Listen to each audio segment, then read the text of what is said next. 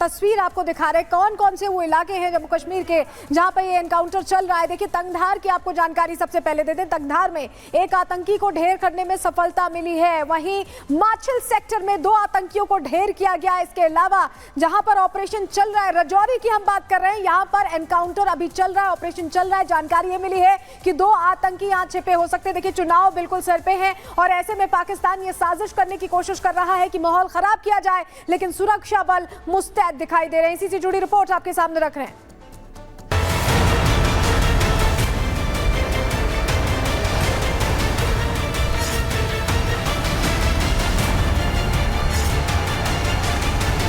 जम्मू कश्मीर में सुरक्षा बलों का आतंक के खिलाफ अभियान जारी है। बीते कुछ दिनों से घाटी में सेना ने आतंक के कई मंसूबों को नाकाम किया है। इसी क्रम में कुपवाड़ा में घुसपैठ की कोशिश कर रहे 3 आतंकियों को सुरक्षा बलों ने उस समय ढेर कर दिया जब वो एलओसी के पास से भारत में घुसपैठ की कोशिश में थे। सुरक्षा बलों को जैसे ही इसकी जानकारी मिली तो तंगधार और माछिल के ऊपरी इलाके में घेराबंदी करनी शुरू कर दी। आतंकियों के 2 ग्रुप के घुसपैठ की जानकारी थी। हर ग्रुप में 2 से 3 आतंकियों के होने की संभावना है। पाकिस्तानी आतंकियों के पास भारी मात्रा में हथियार होने की खबर भी मिली थी। 3 आतंकियों के खात्मे के बाद भी कुपवाड़ा में सेना का सर्च ऑपरेशन जारी है। तंगधार और माछिल के जंगलों में अभी भी कुछ आतंकियों के छिपे होने की खबर है। भारतीय सेना के ऑपरेशन फिलोरा में तंगधार में सुरक्षा बलों ने एक आतंकी को मार गिराया है।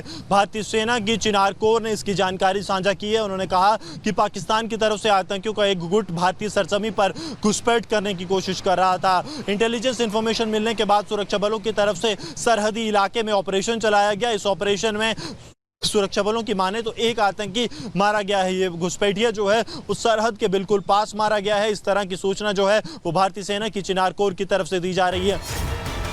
सिर्फ कुपवाड़ा ही नहीं, राजौरी में भी पाकिस्तानी आतंकी घुसपैठ की फिराक में थे, लेकिन सुरक्षा बलों की सतर्कता के चलते आतंकियों के मंसूबे फेल हो गए। राजौरी में 2 से 3 आतंकियों को सुरक्षा बलों ने घेर लिया है। कल से ही इलाके में तलाशी अभियान चल रहा है। खेरी मोहरा इलाके में रुक रुक कर गोलीबारी हो रही है। पूरे इलाके में सुरक्षा बलों ने घेराबंदी की है। अभी तक एनकाउंटर में कुछ आतंकी घायल भी हुए हैं। जम्मू के राजौरी जिले में आतंकियों और सुरक्षा बलों के बीच मुठभेड़ जारी है। इस मुठभेड़ में लश्कर-ए-तोयबा का एक आतंकी घायल हुआ है। 2 आतंकियों का ये गुट था जिसे सुरक्षा बलों ने घेरा था, जिसके बाद देर रात ये ऑपरेशन शुरू हुआ था।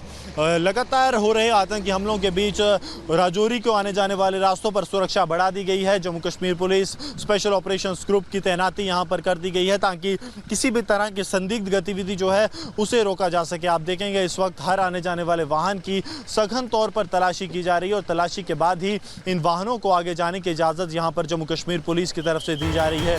जंगलों में आतंकियों के छिपे होने की खबर के बाद सभी बॉर्डर इलाकों को सील कर दिया गया। घाटी से जोड़ने वाली सभी सड़कों पर पहरे को बढ़ा दिया गया। हर आने जाने वाली गाड़ियों की सघन तलाशी ली जा रही है।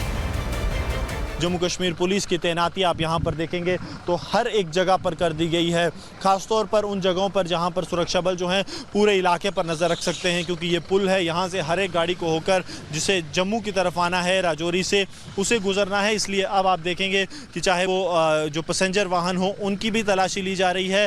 पूरी डिटेल्स जानने के बाद ही सुरक्षा बल इन्हें आगे जाने की इजाज़त दे रहे हैं। जम्मू कश्मीर में चुनावों की तारीखों के ऐलान के बाद से पाकिस्तान घाटी में माहौल खराब करने की कोशिश में जुटा है। यही वजह है कि घाटी में लगातार घुसपैठ की घटनाएं सामने आ रही हैं। लेकिन सरहद पर तैनात हमारे जांबाज जवान आतंकिस्तान की नापाक हरकत का मुंह तोड़ जवाब दे रहे हैं। हाल में जो कुछ भी हो रहा है वो किसी से छिपा नहीं है। हुक्मरान अपने गुनाह छुपाने की बहुत कोशिश कर रहे हैं। बार बार उन सबूतों पर पर्दा डाला जा रहा है, दबाव बनाने की कोशिश की जा रही है और जब आवाज बुलंद होती है तो उस आवाज को भी रोकने की कोशिश हो रही है। इसी से जुड़ी एक रिपोर्ट आपके सामने रख रहे हैं।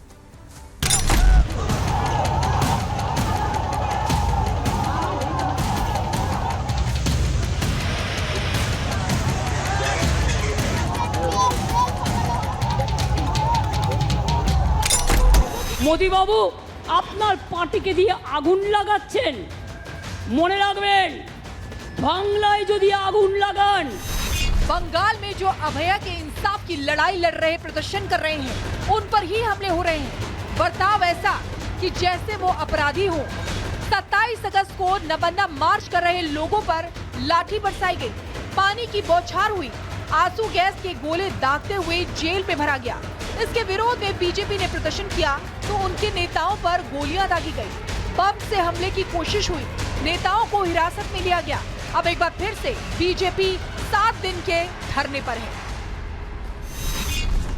20 दिन से ममता के राज्य में इंसाफ की जंग लड़ी जा रही है, लेकिन अब ये जंग युद्ध में तब्दील हो गया है। मां माटी मानुष के ध्येय वाक्य वाले बंगाल में इंसाफ की जंग की तस्वीर ऐसी होगी, ये किसी ने नहीं सोचा था। किसी ने नहीं सोचा था महिला की अस्मिता की लड़ाई लड़ने वाली ममता बनर्जी सत्ता में आते ही महिलाओं के खिलाफ हो जाएंगी। किसी ने कल्पना नहीं की थी कि एक पीड़िता को न्याय देना तो दूर की बात, वो ऐसे संवेदनशील मुद्दे पर भी राजनीतिक रोटियां सेकने से बाज नहीं आएंगी। মোদি বাবু আপনার পার্টিকে দিয়ে আগুন লাগাচ্ছেন, মনে রাখবেন বাংলায় যদি আগুন লাগান আসামও থেমে থাকবে না, নর্থ ইস্টও থেমে থাকবে না, উত্তরপ্রদেশও থেমে থাকবে না, বিহারও থেমে থাকবে না, ঝাড়খণ্ড থেমে থাকবে না, উড়িষ্যাও থেমে থাকবে না, আর দিল্লিও থেমে থাকবে না।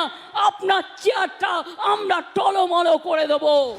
8 से 9 अगस्त की काली रात लेडी डॉक्टर के साथ जो हैवानियत की गई, जिस दरिंदे का साथ देते हुए प्रिंसिपल ने सबूतों को मिटाने की कोशिश की, उनके खिलाफ बोलने की बजाय राज्य की सीएम ऐसा बेतुका बयान देंगी, ये किसी ने नहीं सोचा था।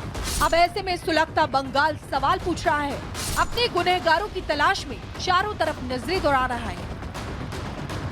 बंगाल बीजेपी ने पहले बेटी की अस्मिता, परिवार को न्याय दिलाने की खातिर छात्रों ने नबन्ना मार्च निकाला, जनता का भी समर्थन मिला, सड़कों पर भीड़ का सैलाब आया तो ममता की पुलिस तिलमिला गई, हाथों में लाठी लेकर भांजना शुरू किया, एक एक को पीटा गया। इससे भी बात नहीं बनी तो आंसू गैस के गोले दागे गए, भीड़ को तितर बितर करने के लिए पानी की बौछार मारी गई। छात्रों पर लाठीचार्ज के विरोध में बीजेपी ने बंद बुलाया तो ममता पुलिस हाथों में डंडा लेकर सड़कों पर उतर आई, जो भी सामने आया उस पर लाठियों की बौछार की गई। टीएमसी के नेता गोलियां बरसाते कैमरे में कैद हुए। इन पर कार्रवाई करने की जगह बंगाल पुलिस ने प्रदर्शन कर रहे बीजेपी नेताओं को ही जेल में भरना शुरू कर दिया। बावजूद इसके बीजेपी ने हार नहीं मानी, पीड़िता को न्याय दिलाने के लिए कोलकाता हाईकोर्ट पहुंची, 7 दिन के धरने की अनुमति ली। आज बीजेपी नेता एस्प्लेनेड वाइड चैनल पर धरना देंगे। 30 अगस्त को महिला विंग राज्य महिला आयोग कार्यालय का घेराव करेगी। 2 सितंबर को जिला मजिस्ट्रेट कार्यालयों, 4 सितंबर को ब्लॉक कार्यालयों पर धरना देगी और फिर 6 सितंबर को हर मंडल के आगे के प्रदर्शनों के साथ विरोध प्रदर्शन तेज करने की योजना बनाई गई है। इसके साथ ही सितंबर के पहले हफ्ते में 2 घंटे का चक्का जाम भी रहेगा। साफ है कि बंगाल में इंसाफ की जंग इतनी आसान नहीं है। विवेकानंद की धरती पर जन की बात ना हो तो विरोध होना लाजमी ही है। Bureau report, Republic Bharat. तो जो कुछ भी हुआ है कोलकाता में, इसके बाद अब केंद्रीय मंत्री गिरिराज सिंह ने बड़ा हमला बोला है ममता बनर्जी पर। वो साफ तौर पे कह रहे हैं कि जिस तरह से आरोपियों को बचाने की कोशिश हो रही है, वहां पर जो छात्र हैं उनके ऊपर जैसे बर्बरता की गई है, लाठीचार्ज किया गया है, इस पर किस तरह से गिरिराज सिंह ने ममता सरकार को घेरा है, सुनिए सर। बंगाल में उपद्रव थमने का नाम नहीं ले रहा है और नेताओं के बीच प्रहार जारी है। हमारे साथ मौजूद हैं केंद्रीय मंत्री गिरिराज सिंह जी। गिरिराज जी, ममता बनर्जी ने बयान दिया कि अगर आप लोग केंद्र सरकार और भारतीय जनता पार्टी खासकर ज़्यादा बंगाल में उपद्रव मचाएगी या तंग करेगी तो पूरे देश में आग फैल जाएगा। देखिए, उल्टे चोर कोतवाल को डांटे, ममता बनर्जी वही है, चोरी और सीना जोड़ी।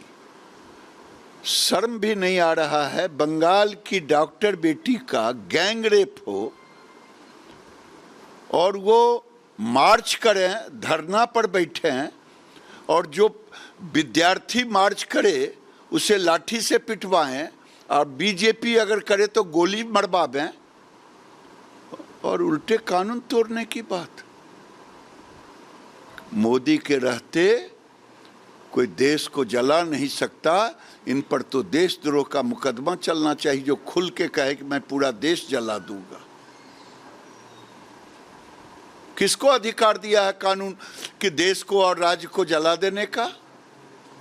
और ये राहुल गांधी और लालू यादव और तेजस्वी यादव, अखिलेश बलात्कारियों के साथ खड़े हैं, इनकी जुबान नहीं खुल रही है।